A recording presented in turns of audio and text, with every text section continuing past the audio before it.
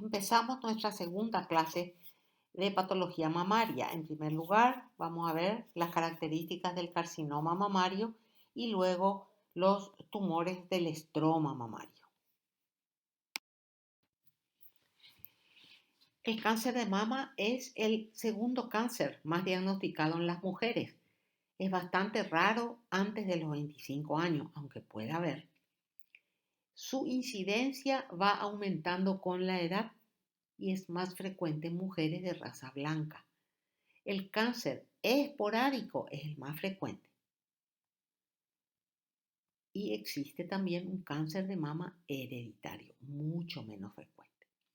A la derecha nosotros tenemos un esquema que nos muestra la mama dividida en cuadrantes, mostrándome la frecuencia según la localización de los tumores. Fíjense, en el cuadrante superior externo el 50% de los tumores. En el cuadrante superior interno el 15% de los tumores. En el pezón se origina el 17% de los tumores. En el cuadrante inferior externo el 11% y en el cuadrante inferior interno el 6% de los tumores.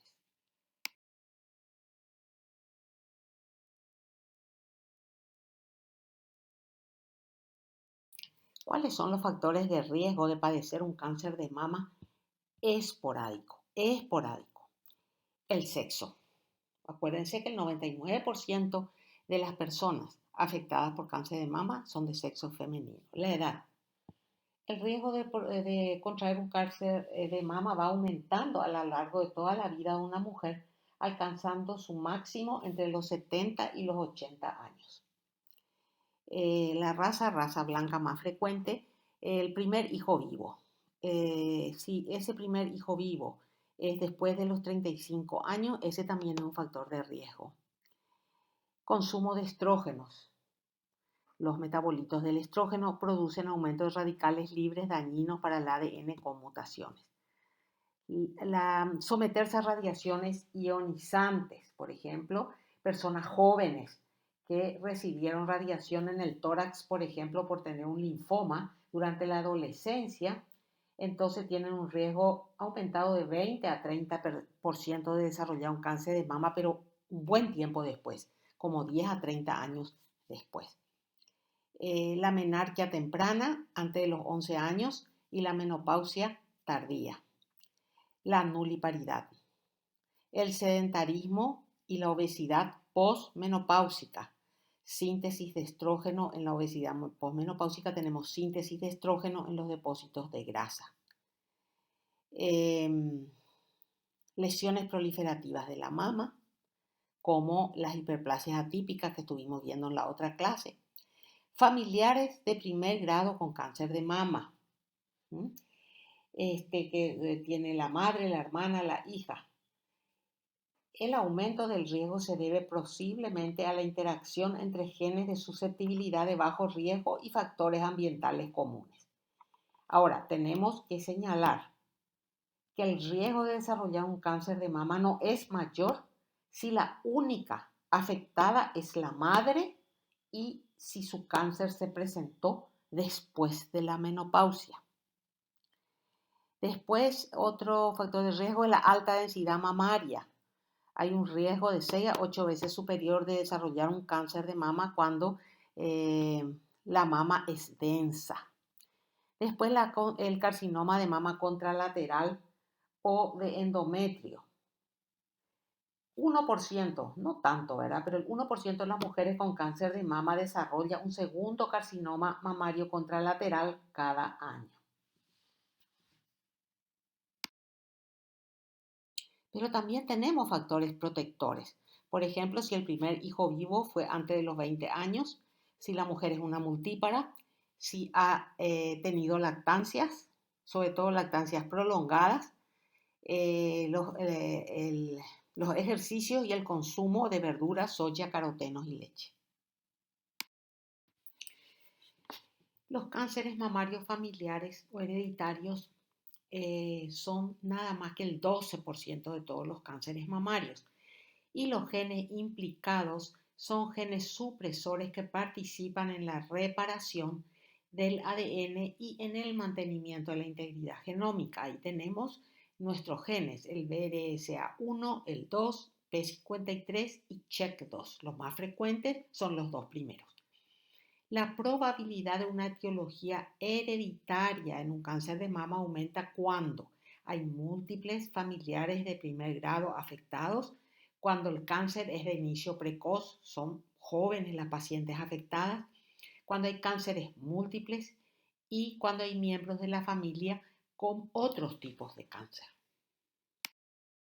La mutación del BRCA1, cuando una paciente tiene una mutación del BRCA1, tiene un riesgo de padecer un cáncer de mama a los 70 años entre el 40 y el 90%. Tiene un riesgo de 40 a 60% de un segundo cáncer de mama y un 20 a 40% de riesgo de cáncer de ovario. También hay riesgos de cáncer de próstata, de trompa y de páncreas. Los cánceres que se presentan con estas mutaciones son con frecuencia mal diferenciados de tipo basal según el perfil de expresión génica, o sea, son negativos para receptores estrogénico y ER2 y tienen además mutaciones del TP53. Enseguida vamos a ver lo que es la expresión génica de los tumores de mama para entender mejor. Cuando una mujer o un hombre, ¿verdad?, tienen mutaciones de BRCA2, tienen un 30-90% de riesgo de padecer cáncer de mama en mujeres a los 70 años. Los cánceres de mama en estas pacientes tienden a ser relativamente mal diferenciados, pero son positivos para receptores estrogénicos con mucho mayor frecuencia que los tumores que tienen mutaciones del BRCA1. Además, tienen un 6% de desarrollar cáncer de mama los hombres con mutaciones del BRCA2. Además, hay mayor riesgo de otros tipos de cáncer como páncreas, próstata, estómago, melanoma, laringe, ovario, vesícula biliar, conducto biliar y faringe.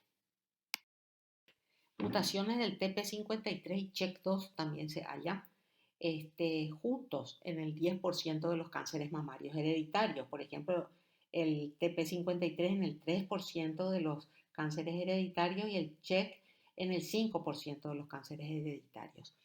El TP53 se halla en un síndrome llamado Li-Fraumeni, que es un síndrome donde por tener esta mutación tan importante, el individuo está sujeto al desarrollo de muchos tipos de cánceres. Por ejemplo, hay un riesgo de 90% de desarrollar un cáncer de mama a los 70 años. Y también hay otros cánceres asociados a este síndrome, los sarcomas, leucemias, tumores cerebrales. También se puede ver el TP53 frecuentemente mutado en los cánceres esporádicos de la mama. El CHEK2 tiene un riesgo, cuando hay una mutación del CHEK2 hay un riesgo de 10 a 20% de desarrollar un cáncer de mama a los 70 años. Y también cuando hay mutaciones del CHEK2 tenemos otros riesgos de desarrollo de otros cánceres como próstata, tiroides, riñón, colon, etc.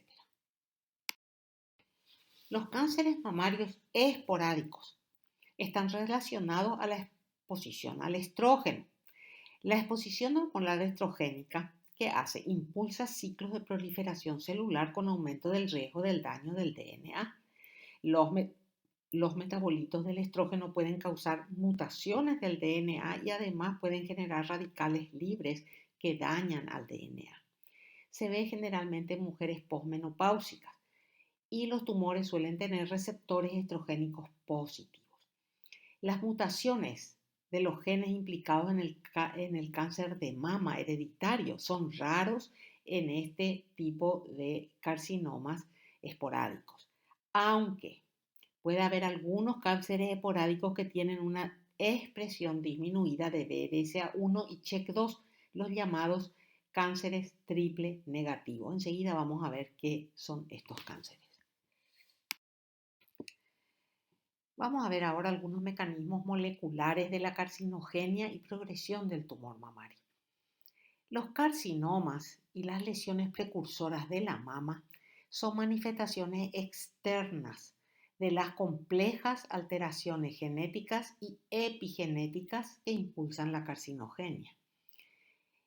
Las mutaciones impulsoras más frecuentes en el cáncer de mama afectan a los protooncogenes PIK13A, ER2, MYC, CCND1 y afecta también a los genes supresores de tumores TP53, BRCA1 y 2, estos dos últimos principalmente en los cánceres familiares. Las células madre de la mama serían las células de origen de todos los cánceres de la mama. Una vez iniciado el proceso en esas células por una mutación impulsora, entonces ahí parecen existir tres vías genéticas principales en la carcinogenia. Vamos a ver las tres vías genéticas principales de la carcinogenia, ¿verdad? Una vez que la célula madre tiene una mutación impulsora. Fijémonos en este esquema del libro.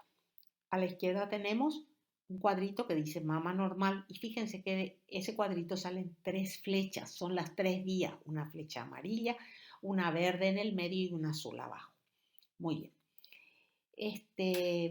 Tres vías genéticas en la carcinogenia mamaria.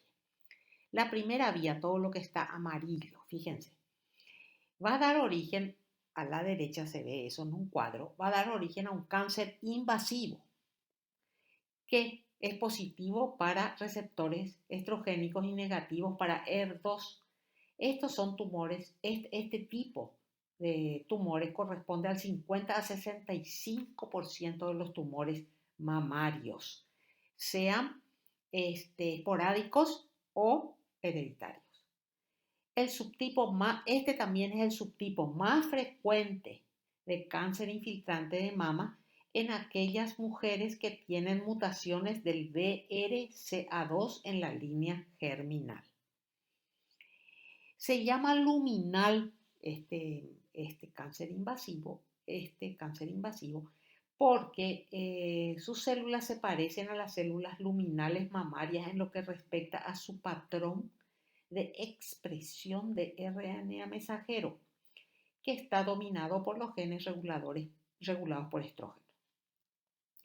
Fíjense que hay unas lesiones preneoplásicas que después desembocan en el cáncer invasivo.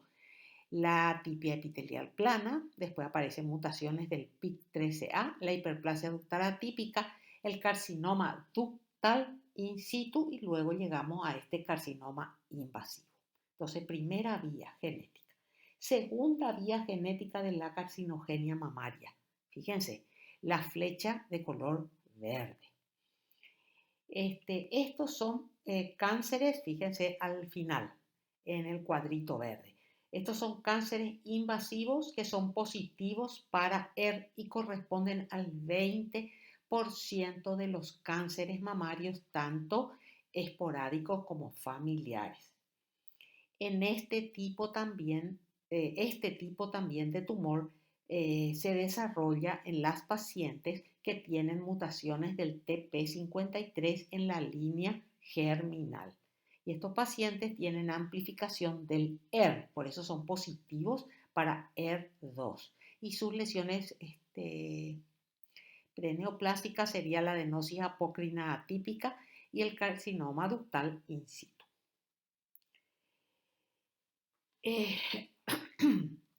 La tercera vía que va a conducir a la aparición de carcinomas invasivos va a ser una vía donde el cáncer va a ser negativo para receptores estrogénicos y negativo para el ER y va a constituir el 15% de los cánceres mamarios, tanto de tipo esporádico como hereditario. Son los cánceres que se llaman basales.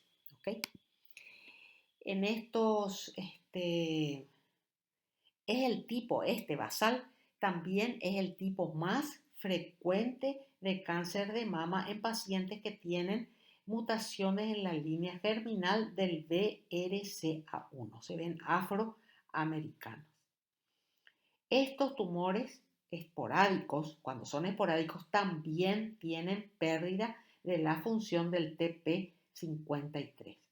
Las células que constituyen estos tumores tienen un patrón de expresión de ARN mensajero de tipo basal que incluye muchos genes expresados en las células mioepiteliales normales. Fíjense que hay un cuadrito con un signo de interrogación.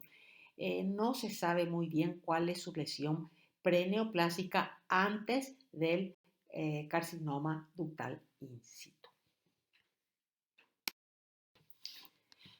Y acá yo les hice un listado de algunas de las alteraciones genéticas de los cánceres de mama, tanto esporádicos como hereditarios. ¿Cómo clasificamos el cáncer epitelial de la mama? En dos grandes grupos. Uno, carcinoma in situ, ¿verdad? Que puede ser ductal, que nace de los conductos, o lobulillar, que nace de los acinos del TDL. Y después está el carcinoma invasor, que tiene muchísimas variedades histológicas. Nosotros vamos a ver solo algunas de ellas. De hecho, acá están citadas solo algunas de ellas. Y tenemos el ductal, lobulillar, tubular, mucinoso, medular, papilar y metaplásico. Vamos a comenzar con el carcinoma in situ. ¿Qué es un carcinoma in situ? Un carcinoma que está dentro de un conducto que abarca todo el epitelio, pero que no rompe la membrana basal. Entonces, los carcinomas in situ de la mama, igual que los de cualquier otro lado del cuerpo, son neoplasias malignas intraepiteliales, confinadas al epitelio sin atravesar la lámina basal y, por supuesto, sin potencial de metástasis. Estas son lesiones que no se palpan al examen físico, solo se detectan por mamografía. ¿Y qué hay en la mamografía? Microcalcificaciones y además cambios de densidad del tejido mamario. Hay dos tipos de carcinoma in situ. El ductal, como dijimos, de los conductos grandes, y el lobulillar de los acinos del TDL. Empecemos con los carcinomas ductales in situ. Estos son los tipos más comunes de cáncer in situ, los ductales, mucho más frecuentes que los lobulillares. Y estos tumores in situ se dividen en dos grandes tipos. El tipo comedoniano, ahí tenemos el esquema, y el tipo no comedoniano, que puede ser papilar, cribiforme, micropapilar y sólido. Vamos a ir viendo cada uno de estos ejemplos para que les sea más fácil. Empecemos con el primer carcinoma ductal in situ, el tipo comedoniano o tipo comedo, como ustedes le quieran llamar. Fíjense en la imagen de al lado. Con la flecha amarilla tenemos señalado un conducto y en ese conducto hay un crecimiento tumoral intraductal, ¿ven? Que tiene necrosis central, que es lo que le da el nombre de comedoniano. Entonces, es un crecimiento tumoral intraductal con necrosis en el centro, tiene membrana basal intacta, por eso es un carcinoma ductal in situ, y tiene células mioepiteliales. O sea, si yo hago una coloración especial para células mioepiteliales, vamos a encontrar que están discontinuas, que no forman una capa continua. Están focalmente ausentes. Estos son tumores de alto grado, in situ de alto grado, con células tumorales muy atípicas que presentan aneuploidía y son receptores estrogénicos negativos, RE, receptores estrogénicos. Siempre que hablemos vamos a decir así nomás, RE, negativos. Ahora vamos a ver algunos ejemplos de los carcinomas ductales in situ no comedonianos. Fíjense ustedes, ¿qué tenemos a la derecha? Tenemos un conducto.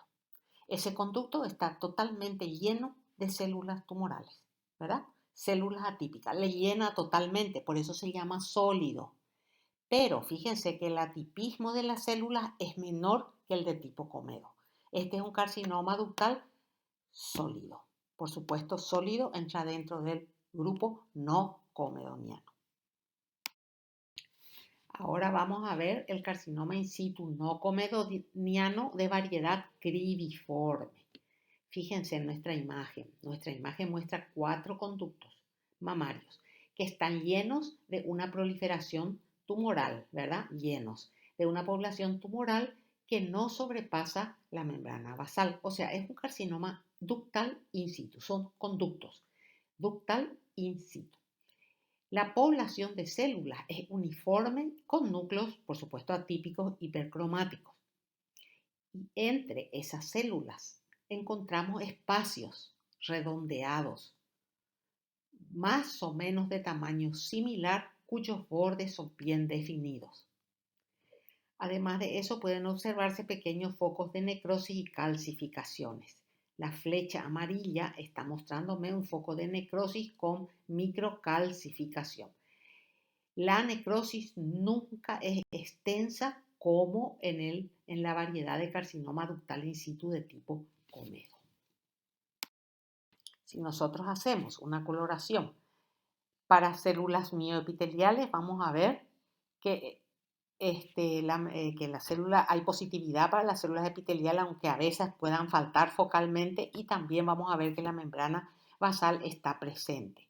Y muchos de estos tumores tienen tinción nuclear positiva para estrógeno. Estamos hablando de los no comedonianos. Esa tinción nuclear positiva para estrógeno, esa imagen que estamos viendo, es un carcinoma in situ no comedoniano cribiforme. Otro subtipo de carcinoma ductal in situ no comedoniano es el papilar. Fíjense ustedes, estamos mirando proyecciones papilares con centro fibrovascular y esas proyecciones están tapizadas por epitelio francamente atípico.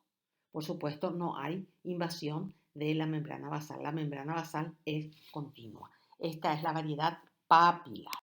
Y la última variedad del carcinoma ductal in situ no comedoniano es la variedad micropapilar. Vuelve a tener papilas. Fíjense las papilas. A mayor aumento estamos viendo las papilas en la imagen de la izquierda abajo, señaladas por flechitas negras. Y a la derecha estamos viendo dos conductos en realidad, pero en uno se ve perfectamente bien esas proyecciones papilares hacia el centro de la luz del conducto. Son proyecciones papilares que tienen poquísimo o ninguna cantidad de centro fibrovascular. Prácticamente las proyecciones papilares son de células epiteliales. Tienen bordes redondeados y lisos y son más amplios en su base. Los núcleos, por supuesto, como dijimos, son atípicos hipercromáticos. Como estas lesiones no se palpan, solo se las descubre cuando uno se hace una mamografía de rutina, lo cual es muy importante hacerse, ¿verdad? Entonces, ¿qué es lo que vamos a ver? Cambios de densidades, como dijimos, y la presencia de microcalcificaciones. Microcalcificaciones sin masa evidente. Dijimos que acá no hay masa ni a la palpación, ni tampoco hay masa en la mamografía. Ahí tenemos una mamografía arriba a la derecha con una flecha que nos está indicando microcalcificaciones. Acá tenemos nosotros uno de los tipos de calcificaciones que vemos en el carcinoma ductal in situ. Esos cuerpos de Samoma, ahí tenemos el dibujo de lo que son los cuerpos de Samoma. Ustedes ya conocen estas calcificaciones que las veíamos en el carcinoma papilar de tiroides. Y en la mamografía se observa, como estamos viendo a la derecha, como un polvo esparcido, un polvo de estrellas, por ejemplo, esparcido. Powdery microcalcificaciones. También podemos observar microcalcificaciones de forma triangular, crash stone-like. Y también eso se ve en la imagen de arriba. Y en la imagen de abajo se puede ver microcalcificaciones de tipo casting, alargadas y ramificadas. Todos estos tipos de microcalcificaciones nos hacen sospechar de la presencia de un carcinoma in situ. El otro carcinoma ductal es el lobulillar in situ. ¿Y que nace dónde? De la parte secretoria del lobulillo, ¿verdad? ¿Se acuerdan del TDLU? De los acinos que están ahí dentro del TDLU. y se presenta como una distorsión y dilatación acinar de al menos 50% de los acinos de un TDLU. Son hallazgos incidentales mamográficos. Generalmente, como todo carcinoma in situ, no son observables a los ojos desnudos y tampoco son palpables. Son bilaterales en el 50 al 70% de los casos. Suelen ser receptores estrogénicos positivos y ER2 negativos.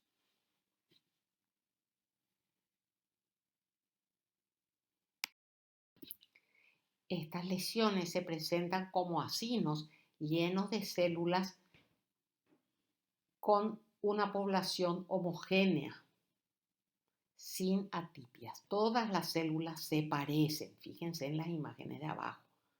Todos los núcleos son iguales. Nunca hay necrosis, tampoco solemos observar actividad mitótica. El citoplasma suele ser claro, no se ven sus límites y a veces ese citoplasma puede estar vacuolado. Fíjense que las células están muy pegadas unas a otras. No hay espacio entre célula y célula. Estos tumores tienen pérdida de la E-caderina y tienen, al ser in situ, persistencia del mioepitelio. En la imagen de la izquierda estamos viendo coloreado el mioepitelio presente. En la imagen de la derecha estamos viendo el acino lleno de las células con las características que estuvimos citando y respeto, por supuesto, de la membrana basal. Aquí tenemos dos imágenes. La de la izquierda, que es una inmunohistoquímica que se hizo para ver si este tumor tenía receptores de progesterona y salió positivo. ¿Ven? Ese color marrón me indica que hay receptores de progesterona. Dijimos que estos tumores también eran positivos para receptores de estrógeno. O sea, ambos receptores podemos encontrar en los tumores, en los carcinomas in situ lobulares. Y a la derecha que estamos viendo una imagen en hematocilina y eosina donde me muestra los acinos sumamente agrandados y muy distendidos por la proliferación celular muy monomorfa, muy homogénea, donde no se ven los límites citoplasmáticos. Fíjense que las células tienen poca o ninguna atipia. Además, se nota que el crecimiento está bien dentro del túbulo, dentro del acino, perdón, con conservación de la membrana basal. La enfermedad de Paget es una manifestación muy infrecuente del cáncer de mama y se presenta macroscópicamente como una erupción eritemato-costrosa de la zona del pezón, de color rojizo, con picazón. Estas lesiones pueden estar sin masa mamaria palpable. En ese caso, la lesión sería por extensión de células neoplásicas, desde un carcinoma in situ del sistema ductal mamario hacia la piel del pezón, que es lo que nos está mostrando la imagen de la derecha. Pero también puede presentarse con masa palpable. 50 a 60% de las mujeres que tienen enfermedad de Paget tienen en la mama un carcinoma palpable, que son RE negativos y sobreexpresan el ER2. Y acá nosotros tenemos el aspecto macroscópico de la lesión eritematosa con o sin costras, que se observa en la macroscopía en la zona preferentemente del pezón, y a la derecha estamos viendo la piel del pezón con las células tumorales de citoplasma claro, células grandes que respetan la membrana basal, en el caso que deriven de la extensión de un carcinoma in situ del sistema ductal hacia la piel. Y ahora vamos a entrar al capítulo de los carcinomas infiltrantes de la glándula mamaria. Acá tenemos los subtipos morfológicos de carcinoma invasivo de la mama de la clasificación de la OMS. Algunos de ellos nomás vamos a ver. Fíjense, el más frecuente está arriba, que es el carcinoma invasivo de tipo no especial, el que también se puede llamar ductal infiltrante. Y después hay subtipos especiales como el lobulillar, el tubular, el carcinoma con características medulares, el carcinoma metaplásico, el mucoepidermoide, el papilar, micropapilar, etcétera, etcétera. Solo algunos de ellos, los más importantes y frecuentes, vamos a ir viendo a continuación. Todos los tipos histológicos o subtipos histológicos de cáncer de mama se dividen o entran dentro de uno de los 3 subtipos moleculares principales. O sea, hay 3 subtipos moleculares de cáncer de mama, ¿verdad? 3. Y todos ellos entran en uno de ellos. Cada uno de esos subtipos moleculares principales representa o presenta asociaciones importantes con características clínicas, respuestas al tratamiento y pronóstico.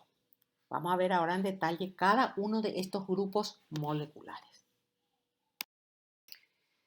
Tumores, primer grupo molecular. Tumores de mama malignos que tienen los núcleos de sus células receptores estrogénicos positivos y ER2 negativos. Ese es el primer grupo. Y que se clasifican en 2 grupos otra vez, los que tienen mucha proliferación y los que tienen escasa proliferación. Vamos a ver entonces primero lo que son RE positivo, ER2 negativo y escasa proliferación. A estos tumores los llamamos luminales. La firma de expresión génica de este grupo está dominada por genes regulados directamente por receptores estrogénicos. Corresponde al 40 a 45% de los cánceres mamarios. La mayoría de los cánceres que se ven en mujeres ancianas y en hombres. Tiene una incidencia baja de recidiva local y a menudo la cirugía es curativa. Responden bien al tratamiento hormonal y es posible una larga supervivencia incluso con metástasis. Producen metástasis ósea tras un largo periodo de tiempo y típicamente esas metástasis son óseas. Típicamente son óseas.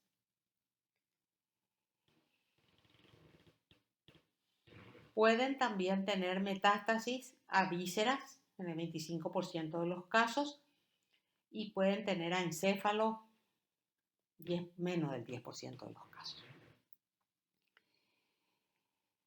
Tienen una respuesta incompleta a la quimioterapia.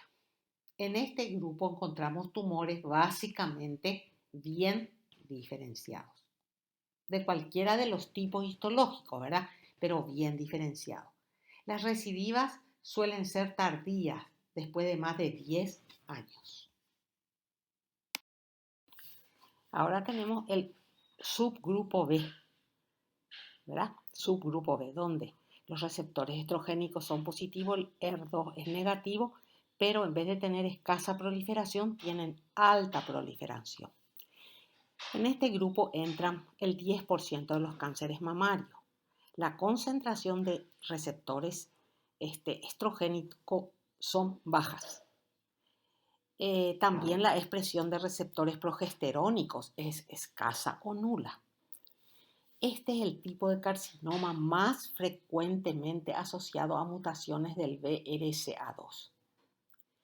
Tiene una carga, estos tumores, sus células tienen una carga más alta de aberraciones cromosómicas y pueden presentar respuesta completa a la quimioterapia. ¿Se acuerdan que la A tenía una respuesta, los grupos de A, incompleta a la quimioterapia? Este tiene respuesta completa a la quimioterapia. Dentro de este grupo entrarían los carcinomas lobulillares poco diferenciados. Se caracterizan por tener metástasis ósea más frecuente que en las vísceras o en el encéfalo.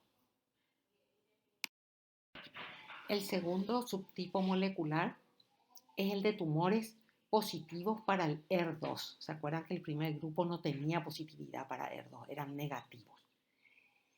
Es el segundo subtipo molecular más frecuente de cáncer mamario invasivo. Cerca del 50% de ellos pueden ser positivos para RE, pero esta suele ser de baja expresión y por supuesto falta la expresión de progesterona. Más de la mitad de los cánceres familiares con mutaciones P53 en la línea germinal son ER2 y RE positivo.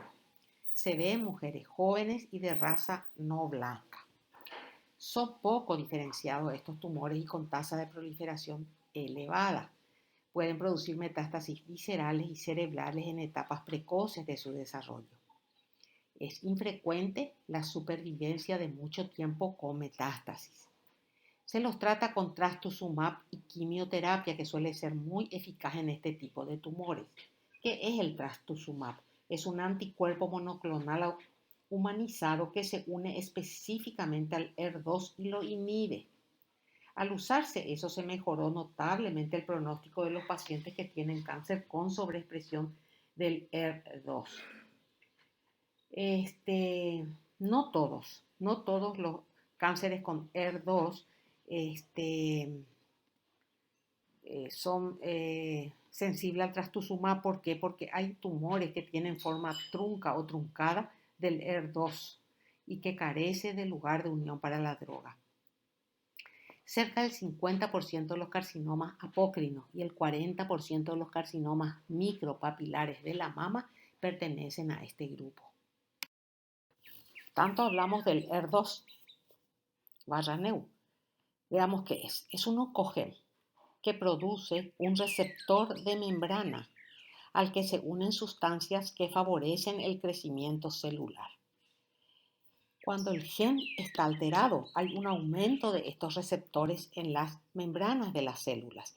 Entonces, eso lleva a un grado mayor de proliferación y división celular, a una mayor agresividad tumoral y a una mayor resistencia a la quimioterapia y a la hormonoterapia. ¿Qué tenemos a la derecha?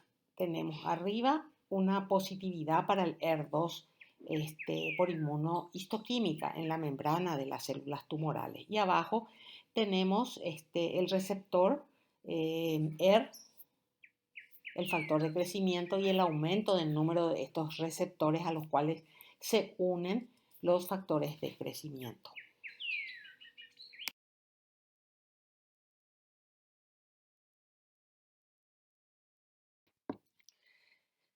Acá tenemos una imagen de inmunohistoquímica a mayor aumento para que ustedes vean la positividad en la membrana de las células tumorales para el ER2. Tenemos ahora el tercer grupo, el tercer subtipo molecular de cáncer de mama, que son tumores triple negativos o basales. Es el tercer subtipo molecular principal. 15% de los tumores invasivos malignos de la mama pertenecen a este grupo. Es más frecuente en los cánceres de mujeres premenopáusicas y de las afroamericanas. La mayoría de los carcinomas que aparecen en mujeres jóvenes con mutaciones del BRCA1 son de este tipo. Estos tumores expresan marcadores de células mioepiteliales como queratinas basales, P63 y P-caderina. Tienen una alta proliferación y crecimiento rápido. Metastatizan hueso, vísceras y encéfalo. 30% tienen respuesta quimioterápica completa. En este grupo entran los carcinomas medulares y los carcinomas metaplásicos también. Y acá yo le puse un resumen esquemático del libro de ustedes, de los 3 subtipos moleculares de carcinoma invasivo de mama. Fíjense, positivo para RE, negativo para ER2, positivo para ER2, con positividad o negatividad para RE y negativo tanto para RE como para ER2. Ahí está con sus características principales y cuáles son los tipos histológicos que más frecuentemente tienen estas características moleculares. Uno de los factores muy importantes en el pronóstico de los tumores malignos de la mama es el grado de malignidad de los tumores. Y el mismo se realiza con el índice histológico de Nottingham. Así que vamos a ver este índice. Tenemos en primer lugar que tenemos que ver el porcentaje de formación de túbulos, o sea, cuánta cantidad de túbulos tiene un crecimiento tumoral. Si nosotros vemos túbulos En más del 75% del tumor se le asigna un score 1. Si tenemos túbulos entre el 10 y el 75% del tumor, se le asigna un score de 2. Y si tenemos túbulos en menos del 10% del tumor, se le asigna un score de 3. Fíjense, a la derecha tenemos un score de 1. El tumor está casi totalmente constituido por túbulos. Y el score de 3 abajo, fíjense, el tumor es sólido, prácticamente no se ven túbulos. En segundo lugar, se observa el grado nuclear.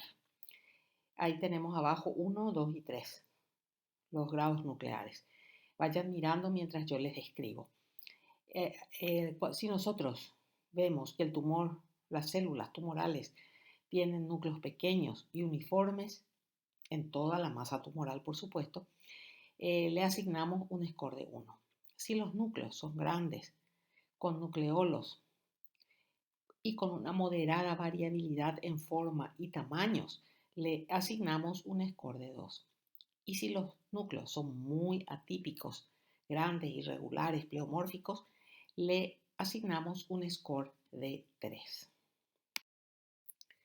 Y por último, nos fijamos en el número de las mitosis que encontramos en cada 10 HPF. Se buscan en la periferia del tumor, esas mitosis. El conteo debe comenzar en áreas más mitóticas. Se buscan las zonas donde observamos más mitosis y ahí contamos. Las profases no deben ser contadas. Si nosotros encontramos 0 a 9 por 10 HPF, 0 a 9 mitosis por 10 HPF, le asignamos un score de 1. Si tenemos de 10 a 19 mitosis por 10 HPF, le asignamos un score de 2. Y si tenemos más de 19 mitosis por 10 HPF, le asignamos un score de 3. Fíjense ustedes en la imagen la cantidad de mitosis que tenemos en este tumor muy pleomórfico. Muy bien, ahora sumamos los puntos que encontramos en cada uno de los ítems. Y si esa suma me da de 3 a 5 puntos, tenemos un tumor grado 1 bien diferenciado. Si la suma me da entre 6 y 7 puntos, entonces tenemos un tumor de grado 2 moderadamente diferenciado. Y si mi suma me da entre 8 y 9 puntos, tenemos un tumor de grado 3 pobremente diferenciado. Después de ver todos estos conceptos importantísimos, generales del carcinoma de mama, vamos a ver ahora, algunos de los tipos histológicos del mismo. Como les dije, vamos a ver solo algunos. En primer lugar, tenemos un cáncer que se llama el carcinoma invasivo de tipo no especial, el ductal invasivo. Ahí tenemos una mamografía de este tumor. Fíjense, es una lesión estrellada, blanca, opaca, que si la tocamos va a ser muy firme. Del 45 al 75% de los carcinomas de la mama son de este tipo. Se suelen llamar carcinomas cirrosos. ¿Por qué? Porque son muy firmes. ¿Y por qué son firmes? Porque tienen marcada desmoplasia. Suelen tener de 1 a 2 centímetros de diámetro de promedio y se presentan como masas muy sólidas, blanquecinas, grisáceas, cuyos límites tumorales son irregulares, estrellados, ampliamente infiltrantes. Y acá tenemos dos imágenes a menor y a mayor aumento de un carcinoma ductal infiltrante bien diferenciado. Vemos que hay células neoplásicas, se notan que son células neoplásicas que forman grupos compactos o estructuras glandulares en medio de un estroma conjuntivo fibroso desmoplásico. Este también es un carcinoma ductal, pero de alto grado. Fíjense, no se observa la formación de glándulas. Las células forman grandes masas infiltrantes cuyos núcleos son muy pleomórficos. y el índice mitótico, por supuesto, va a ser bastante alto. Estos tumores y sobre todo los bien diferenciados van a tener positividad para receptores de estrógeno y progesterona. Nosotros estamos viendo acá abajo las células tumorales en cuyo núcleo se observa la positividad para receptores de estrógeno y progesterona detectados por inmunohistoquímica. El carcinoma lobular infiltrante. Ahí tenemos una mamografía donde nos muestra un tumor pequeño de límites poco netos infiltrante. Estos tumores representan el 5 al 15% de los tumores mamarios malignos, o sea, es el segundo tumor más frecuente después del carcinoma ductal que estuvimos viendo. Este tumor se origina en la porción secretora del lobulillo, ¿se acuerdan? Los acinos del TDLU. Muy frecuentemente son bilaterales y muy multicéntricos y además su patrón metastásico es muy diferente al de los otros tipos de tumores mamarios. Metastatiza a cerosas, tubo digestivo, ovario, útero, cerebro y meninges. Acá nosotros tenemos un corte de tejido mamario. Marcado con rojo está un área de crecimiento tumoral lobular infiltrante de color gris blanquecino y límites poco netos. En el centro, marcada con la flecha lila, tenemos una zona hemorrágica, que es de donde se tomó la biopsia previa para el diagnóstico. La histología de estos tumores nos va a mostrar un crecimiento infiltrante de células que se disponen en fila india, una detrás de la otra. Hay poca cohesión entre las células. Acuérdense que hay pérdida de la caderina E en estas células. No se forman túbulos y podemos encontrar células con secreción con las características de la célula en anillo de sello. A la derecha nosotros tenemos una imagen histológica de un carcinoma lobular. Los dos conductos o acinos que estamos viendo corresponden a carcinomas carcinomas lobulares in situ. Y las flechas nos están mostrando las filas indias, ¿ven? En medio de un tejido conjuntivo que no suele tener desmoplasia, por eso estos tumores no son muy firmes en la macroscopía.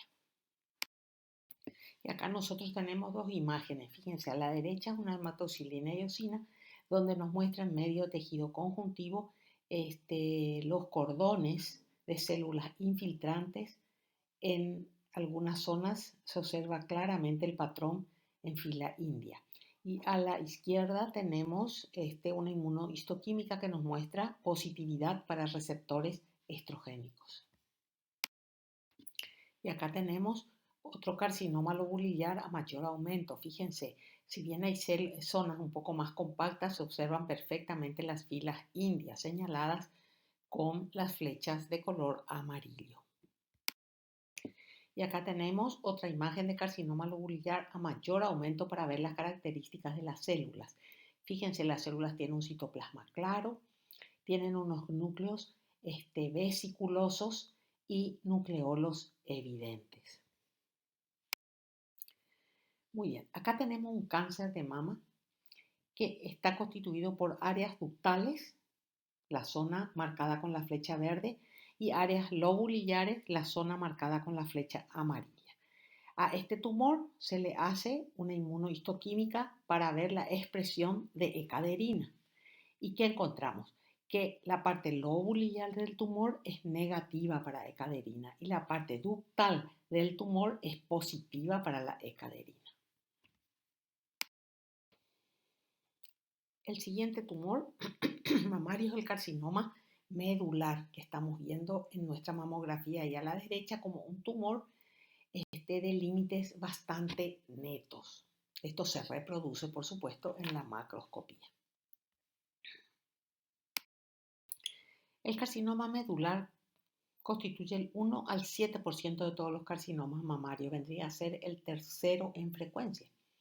Ocurre en mujeres más jóvenes y el 13% de los cánceres mamarios de mujeres portadoras de BRCA1, de mutaciones del BRCA1, tienen este tipo de cáncer. Este tumor tiene un ligero mejor pronóstico que el carcinoma ductal NOS, el clásico, a pesar de tener factores de muy mal pronóstico, como por ejemplo la aneuploidía, las tasas de proliferación alta y que son tumores triple negativos, o sea, tienen receptores estrogénicos negativos, receptores progesterónicos negativos y receptores ER negativos. Pero a pesar de tener estas condiciones de mal pronóstico, estas células tumorales del carcinoma medular sobreexpresan la ecaderina y las moléculas de adherencia intercelular. Estos tumores se presentan como masas de color gris blanco con límite marcado bien definido entre tumor y tejido no tumoral y de una consistencia más blanda que los carcinomas ductales clásicos. En la microscopía encontramos un crecimiento tumoral de patrón sincicial, o sea, grandes islotes de células tumorales mal diferenciadas, ¿verdad? Muy pleomórficas, con figuras mitóticas frecuentes. Y entre los sincicios tumorales, un infiltrado inflamatorio intersticial. Las metástasis ganglionares en estos tumores son infrecuentes. Acá tienen ustedes un mayor acercamiento de un carcinoma medular. Fíjense esta gran masa de células con mucho pleomorfismo, atipismo y mitosis. Y a la derecha se observa el infiltrado inflamatorio linfoide intersticial que rodea a estos islotes tumorales. Luego tenemos el carcinoma coloide o mucinoso o mucoso, como ustedes quieran llamarle. Ahí tenemos una mamografía donde nos muestra lesiones nodulares de carcinoma mucinoso a la mamografía. Estos son tumores poco frecuentes, más o menos el 2% de todos los carcinomas mamarios. Se ve en mujeres de edad avanzada y tiene mejor pronóstico en relación al carcinoma ductal infiltrante NOS. Pueden ser diploides y su incidencia es ligeramente mayor en mujeres con mutaciones del BRCA1. Se presentan como tumores de consistencia blanda elástica con aspecto gelatinoso, beige blanquecino muy brillantes. Acá abajo tenemos dos imágenes de tumores mucinosos de la mama. Y la microscopía que nos va a mostrar acúmulos celulares, ¿verdad? Que están inmersos en grandes lagos de mucina. Las células son bastante homogéneas y no presentan atipia marcada. Fíjense que tenemos nuestras imágenes. Fíjense en la imagen A. Tenemos una citología de este carcinoma mucinoso. Fíjense en las características de los núcleos bastante homogéneos y sin mucha atipia. A la derecha estamos observando un carcinoma mucinoso metastásico en cerebro. El tejido cerebral se ve en la porción superior de la imagen. Fíjense que se presenta acá con sus características habituales, islotes celulares en medio de grandes lagos de mucina. En la imagen D estamos viendo los receptores estrogénicos que se hicieron a este tumor y se ve que son positivos. Estos tumores no expresan ER2. Luego tenemos el carcinoma tubular. Ahí tenemos una mamografía con una lesión más o menos estrellada, ¿verdad? De límites poco netos, correspondiente a un carcinoma tubular. Esta variedad de carcinoma representa el 2% de los tumores malignos mamarios. Este es un tumor multicéntrico entre el 10 y el 56% y es bilateral entre el 9 y el 38%. Tiene un excelente pronóstico. Sus metástasis se producen en menos del 10% de los casos. Son tumores diploides que expresan receptores hormonales estrogénicos y progesterónicos. Y acá tenemos la macroscopía de nuestro tumor, a la izquierda en una mamografía y a la derecha en un corte de tejido mamario. A la microscopía se presentan como crecimientos tumorales infiltrantes constituidos por estructuras tubulares como glándulas abiertas con luz bien evidente. Llama la atención que estas estructuras tubulares tienen una sola capa de células y no contienen células mioepiteliales. Los carcinomas tubulares son positivos para receptores de estrógeno y progesterona, son negativos para el ER. Acá, ¿qué tenemos? Estamos viendo para comparar un carcinoma lobulillar y un carcinoma tubular. El tubular está a la izquierda y el lobulillar está a la derecha. Y se hizo una inmunohistoquímica para ecaderina. En el carcinoma tubular es positivo. En cambio, en el carcinoma lobulillar es negativo. Vamos a ver ahora las características del carcinoma micropapilar. Esta variedad histológica de carcinoma de mama es muy poco frecuente, menos del 2% de todos los carcinomas mamarios. Les traje a colación, ¿por qué? Porque es una forma muy agresiva de carcinoma mamario y que se ve en pacientes perimenopáusicas. Este es un cáncer que tiene un linfotropismo y alta frecuencia de metástasis ganglionares independientes del tamaño tumoral. El tumor puede ser chiquito y tener una gran cantidad de metástasis ganglionares. Tiene una alta frecuencia de recidiva local y las metástasis ganglionares son tempranas. La histología se caracteriza por estructuras pseudopapilares sin tallos fibrovasculares y que se hallan rodeadas de espacios vacíos. Nos fijamos en las células y vamos a ver que no hay mucha atipia. Acá nosotros tenemos una imagen de una inmunohistoquímica para MUC que se usa para este tipo de tumores. ¿Qué es MUC? Es una molécula transmembrana apical celular normal que sirve como barrera física en la protección del epitelio.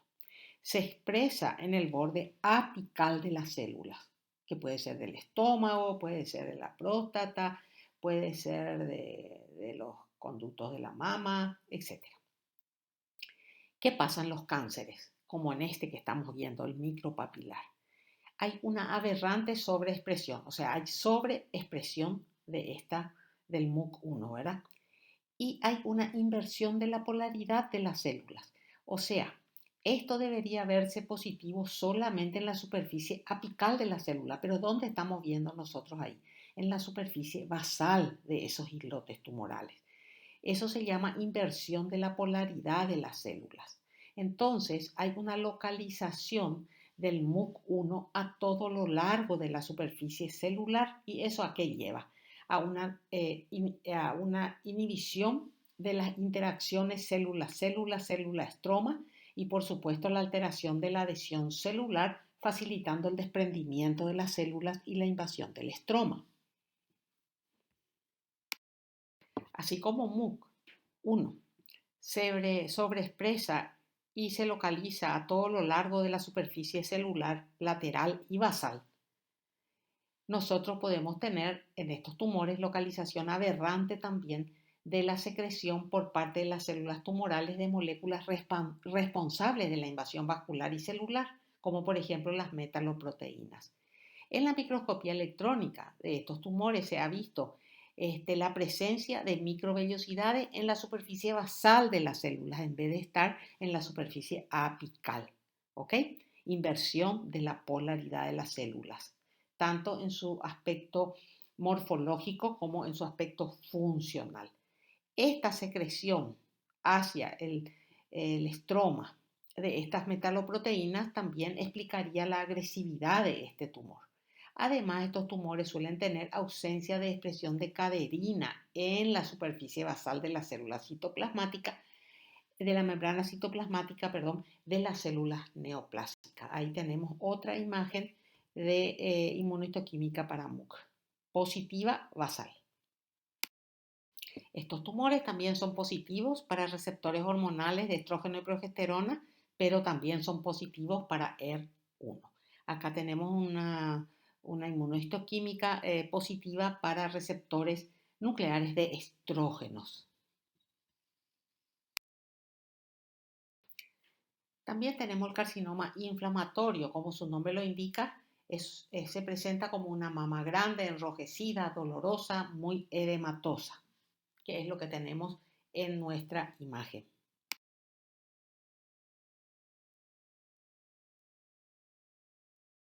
Este carcinoma inflamatorio es una forma de carcinoma localmente avanzado, definido clínico-patológicamente.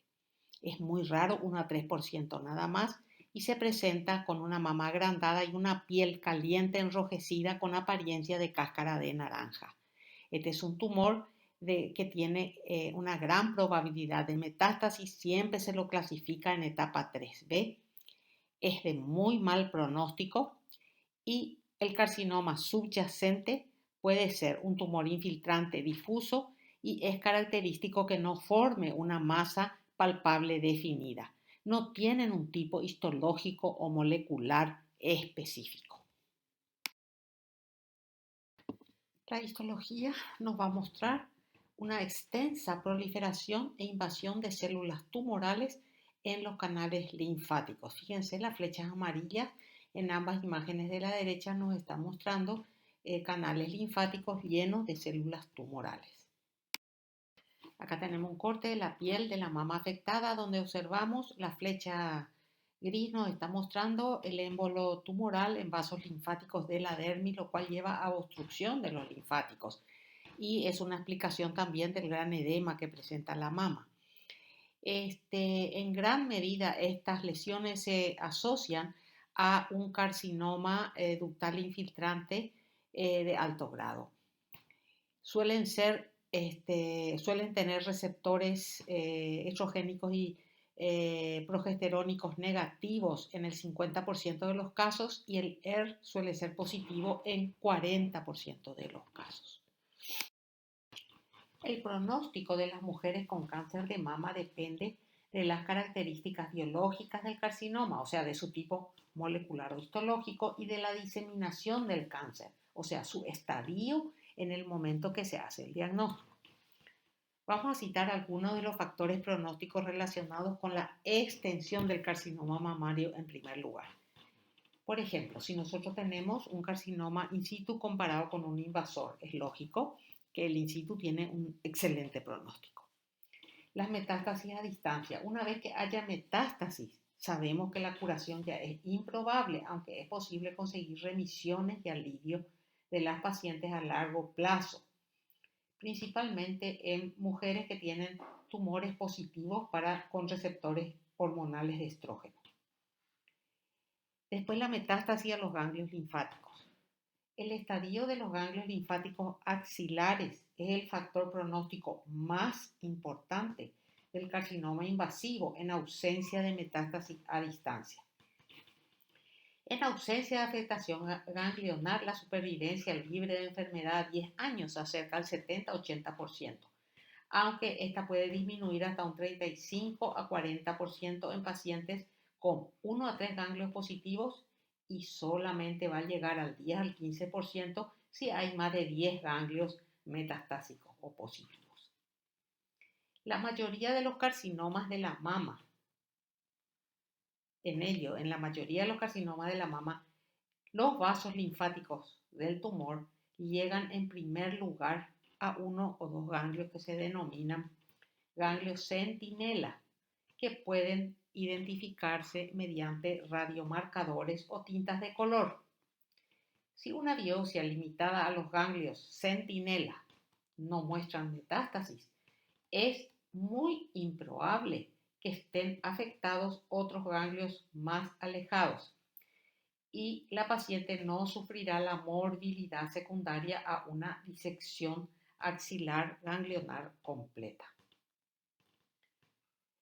Aproximadamente 10 a 20% de mujeres que no tienen metástasis en los ganglios linfáticos axilares pueden recaer con metástasis a distancia. En estas pacientes, las metástasis pudieron haberse producido a través de los ganglios linfáticos de la mamaria interna o bien por vía hematógena. Luego tenemos el tamaño tumoral. Las mujeres con carcinoma inferiores a 1 centímetro de diámetro, sin ganglios, ¿verdad? Tienen una supervivencia a 10 años superior al 90%, mientras que la supervivencia va a caer a 77% si los cánceres tienen más de 2 centímetros. El tamaño va a ser menos importante en los carcinomas positivos para ER2 y negativos para receptores estrogénicos, porque estos, los negativos para receptores estrogénicos y positivos para ER, pueden producir metástasis incluso cuando son bastante pequeños. Después, otro factor pronóstico es en qué estadio está la enfermedad. La enfermedad, si es localmente avanzada, invade la piel, el músculo esquelético, suelen ser bastante grandes y pueden ser grandes esos tumores y pueden ser muy difíciles de tratarlos quirúrgicamente. Hoy en día no solemos ver este tipo de presentación ya. Después tenemos el carcinoma inflamatorio que estuvimos viendo, que esos carcinomas que se presentaban por el tema de engrosamiento de la piel tienen un pésimo pronóstico. La supervivencia a 3 años de estos casos es solamente del 3 al 10%.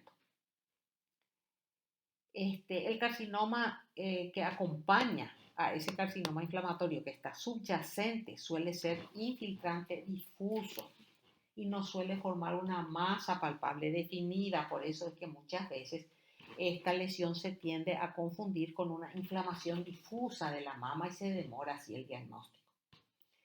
Estos carcinomas, como dijimos, ¿se acuerdan? No tienen un tipo histológico o molecular uniforme específico, de modo que se califican como inflamatorios por su presentación clínica. Después, otro factor pronóstico es cuando miramos la histología y vemos invasión linfovascular en pacientes que no tienen adenopatía, pero en los vasos que están cerca o más alejados del tumor, histológicamente encontramos invasión. Este hallazgo se asocia a la presencia de metástasis a los ganglios linfáticos y es un factor de mal pronóstico respecto a la supervivencia global de mujeres sin metástasis en los ganglios linfáticos y un factor de riesgo también para la recidiva local. Ahora vamos a ver los factores pronósticos que están relacionados con la biología del carcinoma mamario. En primer lugar, el subtipo histológico y el subtipo molecular.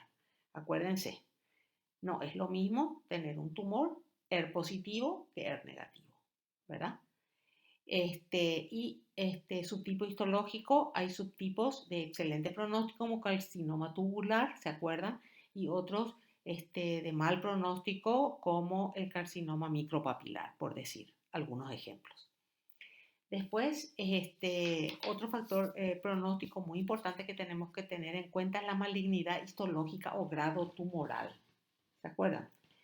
Todos los carcinomas invasivos le asignábamos un grado de malignidad según el índice histológico de Nottingham. Ya habíamos descrito de grado 1, grado 2 o grado 3. Por supuesto, un tumor de grado 1 tiene mejor pronóstico que un tumor de grado 3.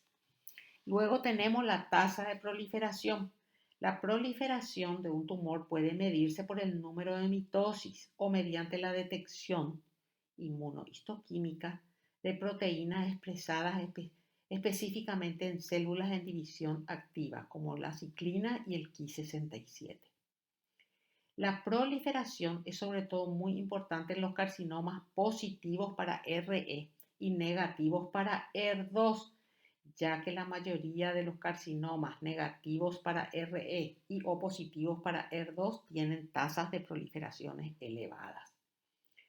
Los carcinomas que tienen tasas altas de proliferación, por supuesto, van a conllevar un peor pronóstico, pero es posible que respondan mejor a la quimioterapia. Después tenemos la presencia o ausencia de receptores de estrógeno y progesterona. El 80% de los carcinomas de la mama que son positivos para RE y RP responden a la manipulación hormonal. En cambio, solo lo hacen cerca del 40% de los que solamente son positivos o para receptores estrogénicos o receptores progesterónicos. Los cánceres fuertemente positivos para receptores estrogénicos tienen menores posibilidades de responder a la quimioterapia. Además, tenemos que saber que al contrario, aquellos tumores que no expresan receptores estrogénicos o receptores progesterónicos presentan una probabilidad inferior al 10% de responder al tratamiento hormonal, pero tienen muchísimas más probabilidades de responder a la quimioterapia. Y por último tenemos la sobreexpresión del ER2. La sobreexpresión del ER2 se asocia a supervivencias más cortas, pero su relevancia principal es como factor predictivo de respuesta a los fármacos dirigidos frente a este receptor. Acuérdense del trastuzumab.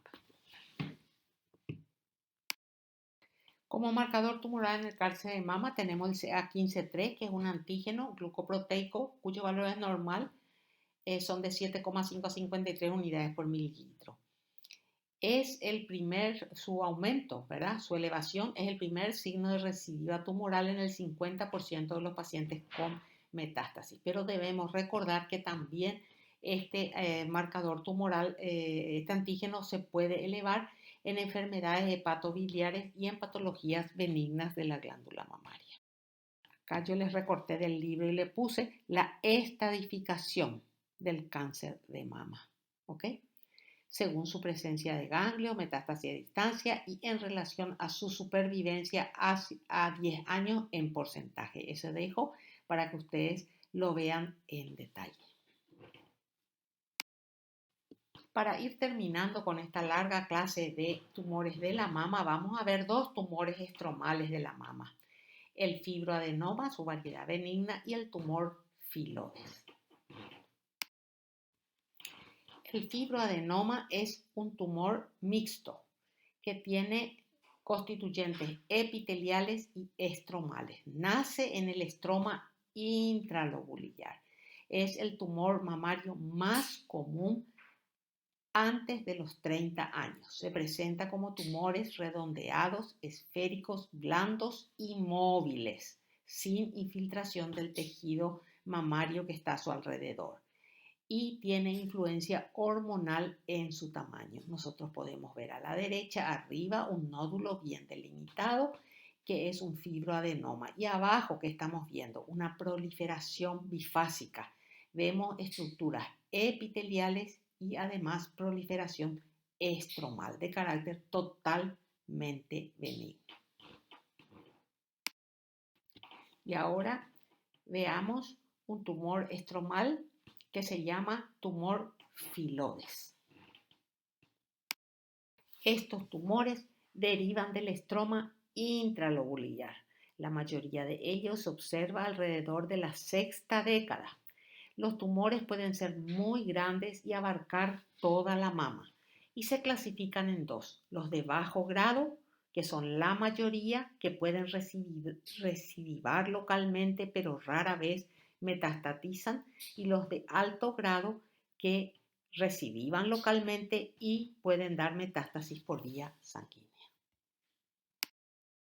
Acá tenemos a la derecha un tumor bien redondeado, bastante delimitado, es un filodes de bajo grado. ¿Ven? Tiene un aspecto de carne de pescado. La histología de este tumor va a mostrar una proliferación bifásica, epitelial y estromal, pero la proliferación estromal es mucho mayor a la proliferación epitelial. Entonces tenemos un sobrecrecimiento del estroma dando un aspecto foliáceo. Fíjense arriba el estroma proliferado y el elemento epitelial. Acá tenemos lo que decíamos del aspecto foliáceo, parece una hoja. Llama la atención la gran proliferación del estroma. Hay una hipercelularidad estromal. Las células en general son típicas, pero pueden presentar mitosis. Y las células epiteliales también son típicas. Esto es un tumor filodes de bajo grado. En cambio, los tumores filodes de alto grado son tumores muy invasivos de mal pronóstico, pueden tomar toda la mama ulcerando. Fíjense la imagen de la macroscopía abajo a la derecha y un corte de la misma a la izquierda. Se ve como un tumor con aspecto de carne de pescado, de límites poco netos, ampliamente infiltrante y que presenta necrosis y hemorragia. Acá tenemos un corte histológico de un tumor filodes de alto grado. Se observa una gran hipercelularidad estromal, atipia celular y una abundante cantidad de mitosis. Las metástasis por vía sanguínea a los órganos de estos tumores se produce con este componente. Este componente estromal es el que metastatiza. Acá tenemos un corte a mayor aumento donde nos muestra el componente estromal en el tumor filodes de alto grado. Fíjense el atipismo, el pleomorfismo y la abundante cantidad de mitosis. Y con esto terminamos el capítulo de tumores primarios de la mama. Muchas gracias.